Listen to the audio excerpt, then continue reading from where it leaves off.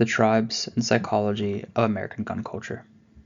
Just as a disclaimer, this is not a cut and dry topic, so generalization is going to be needed for me to put this in a clean-cut manner, or I'm just going to endlessly end up rabbit trailing for about 8 hours straight, and I'm going to lose you and me in the process. The following isn't perfect, but I tried to be as accurate as possible, and apologies for the bad audio and shitty slides. This is my first time doing a video.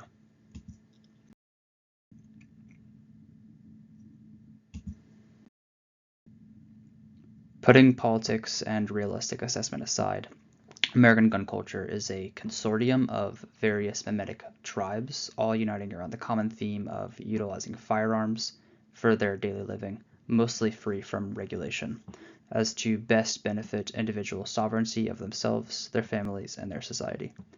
Also, they find using guns to be quite fun and enjoy roleplay and LARPing, as you can see below. Most of those outside this culture, and likely those within it, are not aware of the exact modern gun culture and when it started exactly. Being that almost no gun owners were impacted by the 1994 assault weapons ban, we know it occurred after that date.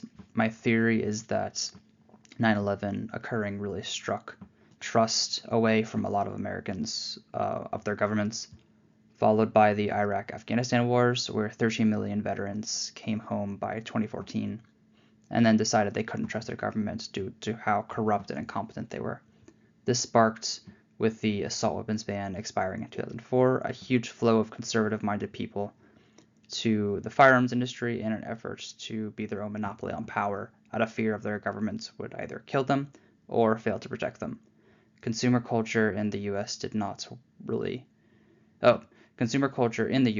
the rest of the work from 2014 to 2024, where people now hold up AR-15s as semi-religious items.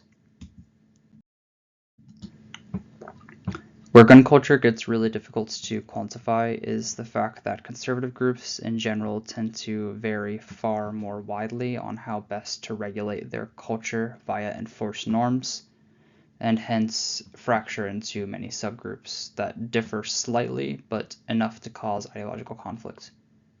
These groups are often less organized and underfunded compared to the far rarer liberal gun groups, who are better funded by the establishment and have organizational support from their establishment collaborates. This video will focus more on the conservative side of things, being that this is the primary base for the video consumption on YouTube.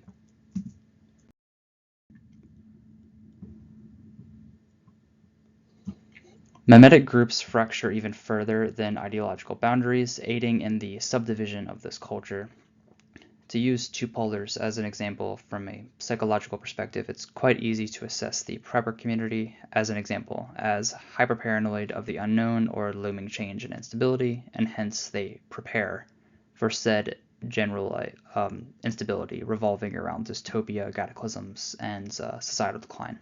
And this almost always revolves around firearm use for preserving their life. It's far more difficult to assess something like the Boogaloo Boys, which varies far more precisely in their minute reasoning for their support and within the gun culture, similar to how every enlisted soldier would differ for their reasoning on service. Maybe they just want legal permission to kill. Maybe they want free college. Maybe they just want, friends, or perhaps the status quo vexes them and they want to tear it all down.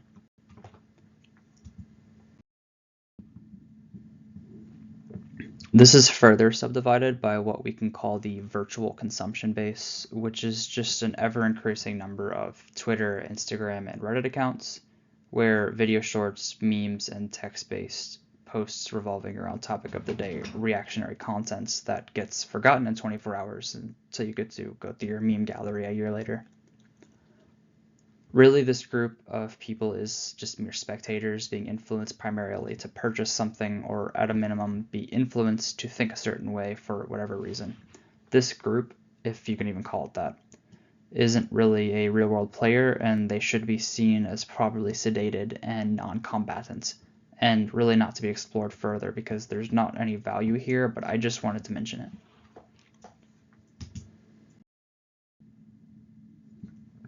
One more elaboration before we get into semantics is the individual level, which is primarily going to consist of the responsible citizen.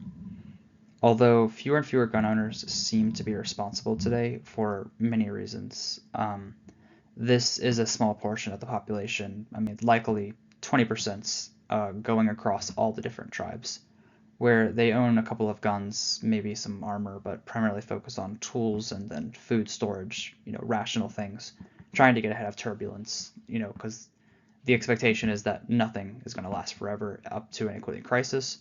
But they're not really exposed to the gun community day to day, like I am, as an example. Those who think it would get worse indefinitely likely fit into the prepper category.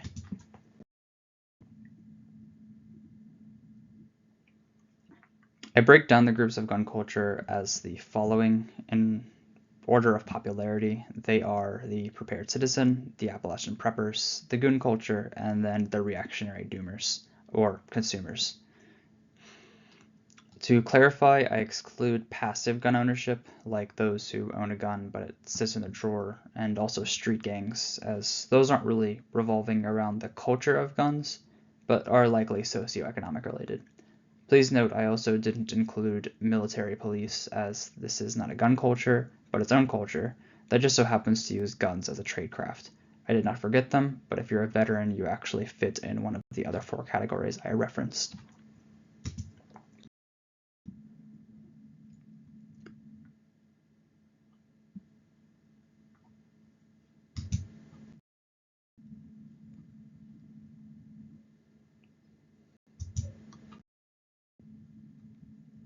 A lot of gun people in the US live by a saying, prepare for the worst and expect the best. What this translates to is people who understand how chaotic the world is, how evil humanity can be, but also know civilizations don't fall in a day. This is where the prepared citizen comes in. These are the young men and fathers who own a lot of guns, but they also train with them. When I go walking at my local national park, I see at least 5 times a year someone running with a plate carrier, probably in his mid-40s, hoping I didn't notice his low-vis plate carrier with his, likely level 3, level 4 body armor, with some mole patches sticking out. These are the guys you see in the office quietly packing a compact pistol or perhaps rifle in their backpack, maybe some 3A armor, which is just flexible body armor for those who are unaware, under their dress shirt, and then have some roadside tools and then a 72-hour go bag in their trunk. Overall, they're just considered competent men who want better for the world, and they want to prepare to respond accordingly. By no means are they preparing for the end of the world. Actually, they don't plan to survive that long, even if it does end. But they do want to be ready for anything rationally, and to be able to respond as needed. Many gun tubers today, like T-Rex Arms, Sturdy Civilian, Prep Medic, and Tactical Armament, also create content for this ever-growing group of people, along with products they can use to assist them in being dangerous yet good men. The main takeaway from this group is that they are idealist in their head, but realist in practice. A lot of these guys spend a lot of time imagining scenarios and then prepare for them as best as they can, which a lot of conservatives have that trait anyway. But they haven't gone over the deep end yet, and they're not really complicated, but they tend to overbuy a lot of stuff, and it'll sit in their gun safe or closet for a while.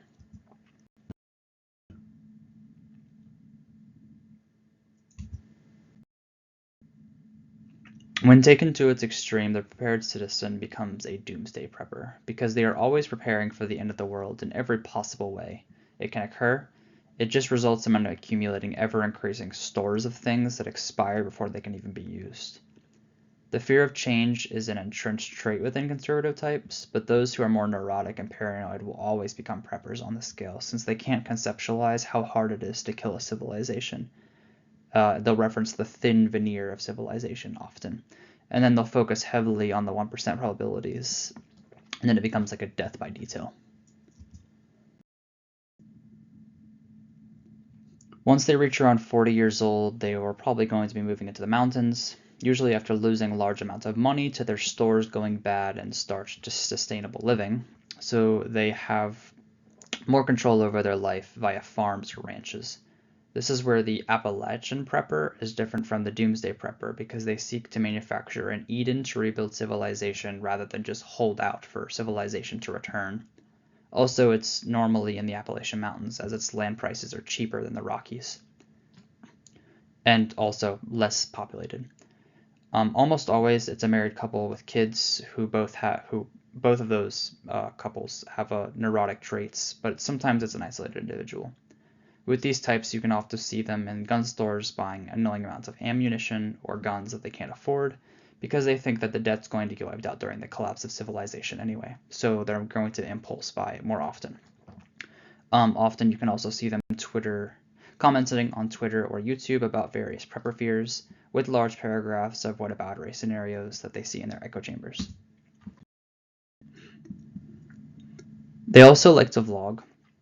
There are endless channels about them monologuing about topic of the day issues that they see on Twitter, like the World Economic Forum, central bank digital currency, or organized shortages and or manufacturing issues, and then the looming civilization collapse, and they give you advice on how to prepare. A favorite doomsday cause among this group is solar flares, and they're often not huge into tactical gun culture because it's hard to use something like a red dot sight when electronics get fried after the solar flare goes off. Guns are the center of their tribe though, as they need lots of them to trade or have spare parts when their great-great-grandkids are fighting off raiders from the family farm 200 years after civilization collapses.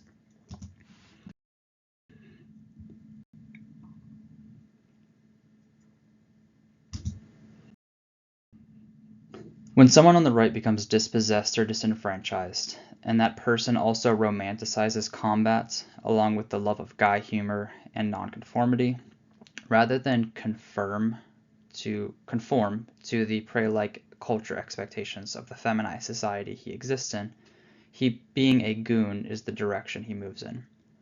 Goons aren't all bad, but they can be. They have a spectrum ranging from tactical repping and Fedboy memes, all the way to something like the Boogaloo Boys, which just want all-out civil war against the left. The weird thing about this kind of gun tribe is it's almost always just men losing their fucking minds in a feminized world, so the reaction to their environment they exist in solely depends on their temperament and how content they are with other aspects in their life.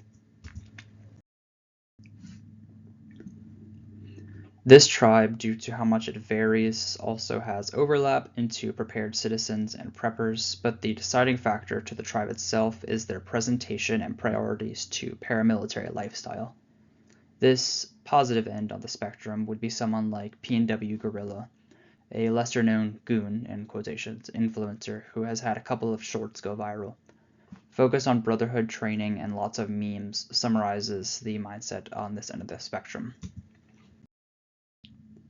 The other side would be the paramilitary types inciting violence, and make no mistake, though almost all of these groups outside the Proud Boys are Fed operations to snare idiots who just want to plan a run at the Capitol guns blazing.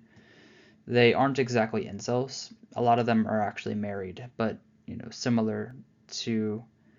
are similar in that they just aren't happy clacking away on their keyboards doing programming for 40 years, and they want to die in glory like their ancestors. I cannot stress this enough, but goon culture really is the epitome of tactical.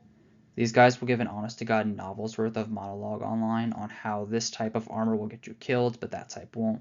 That only this type of AR will last long enough to not get you killed in rainy weather. They are stuck perpetually in the mindset that they are in 2008 Afghanistan, fighting in the arid mountains against guys with AKs or their own government even, not realizing most of them will be dead by drone strike before they can even get a chance to be shot by a bullet, that their $900 name brand level 4 plate can stop, as we see all the time in Ukraine and Israel videos. A lot of gear purchases come from this community. They aren't the ones ordering 8 pallets of 5.56 ammo, which is AR ammo, like the preppers are, but they often are the ones cleaning out surplus from American Pipe Dream. I went online the other day and they were sold out again for their combat LARPing kits. I find this group amusing, but it's largely full of gamma males, being that they intellectualize military equipment made for single purposes, and then theorize why everyone else is wrong, and then spew toxic comments at each other.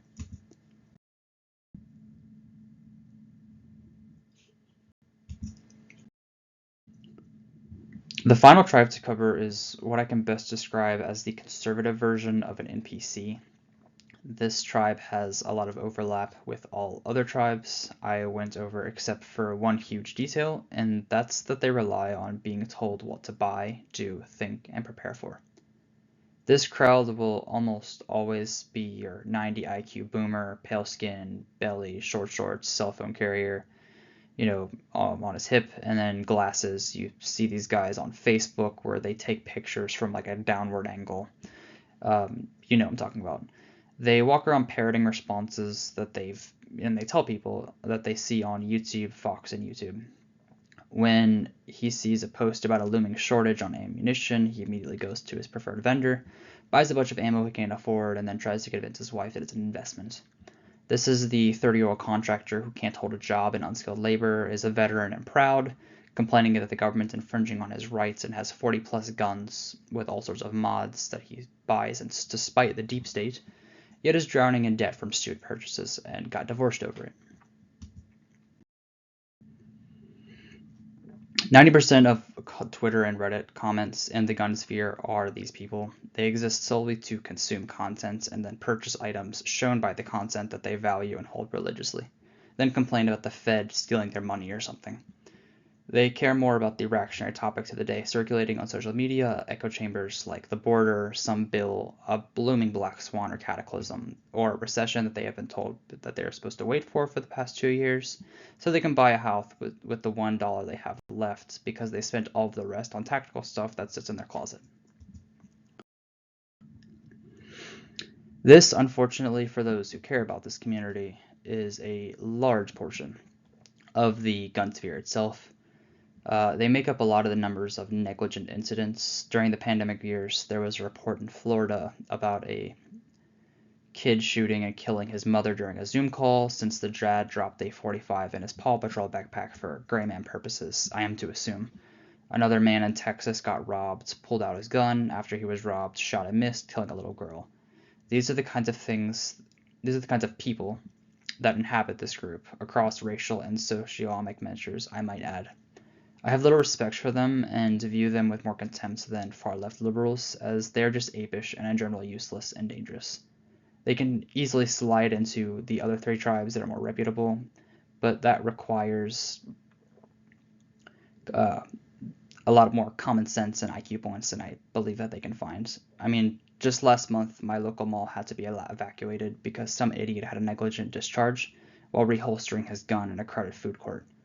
Those of you who train often are cringing by hearing me say this because he broke like a ton of rules that we follow individually. The right likes to shit on the left for the consumer culture stupidity, and there are so many memes about this, but the fact is that this side of the spectrum is just as bad or worse. The right emotionally biased tactical flashlights for their 100th 9mm plastic pistol to sedate themselves from realizing that they are useless, emotional, consuming parroting right-wing talking points, while the left emotionally biased Funko Pops for their 100th Nerdwall item to sedate themselves from also realizing that they are useless, emotional consumers parroting left-wing talking points. Decent functional humans will spend a lot more time within their community and building up society to further it. This, in my opinion, does require guns, but the emotional doomers in this sphere take it way too far.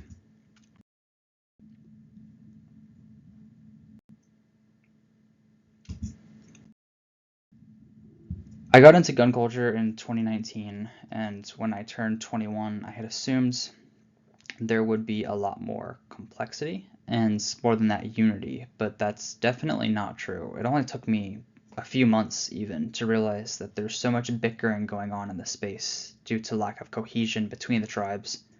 Conservatives hyper-focused on semantics for threat assessment, and I've honestly, in addition to this, found myself bored as of late with most of the gun tubers, as they're rather uncreative, and so are a lot of the gun manufacturers, making a duo of repetitive, boring content selling products for problems that they invented, followed by items purchased that are just defended with religious zeal for no other reason than consumerism and tribalism.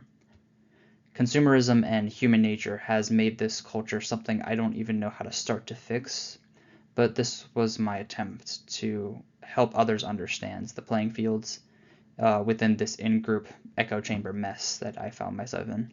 Maybe one day we can get back to the rational practices in the old gun culture, but I doubt that's happening anytime soon.